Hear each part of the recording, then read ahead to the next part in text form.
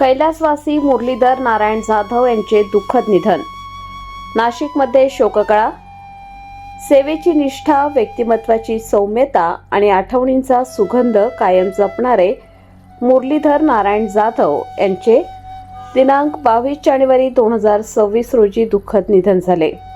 नाशिक येथील Raghukul heights, serene meadows, Gangapur road येथील रहिवासी असलेले मुरलीधर जाधव हे कर्तव्यनिष्ठ, प्रेमळ, सुसंस्कृत आणि सर्वांना आपलेसे वाटणारे व्यक्तिमत्व म्हणून ओळखले जात होते। त्यांच्या जाण्याने जाधव कुटुंबासह आप्तेष्ट, मित्रपरिवार व परिचितांवर तीव्र शोककळा पसरली आहे। आता सहवास जरी नसला तरी स्मृती सुगंध देत राहतील। जीवनाच्या प्रत्येक वळणावर आठवण तुमचीच येत राहील।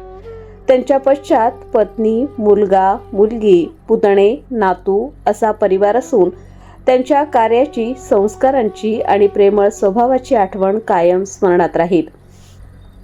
अस्थिविसर्जन, दशक्रियाविधी शनिवार दिनांक 31 जानेवारी 2026 सकाळी 8 वाजता दारणातिरी, समनेरे गाव, तालुका इगतपुरी, जिल्हा नाशिक या ठिकाणी होणार आहे।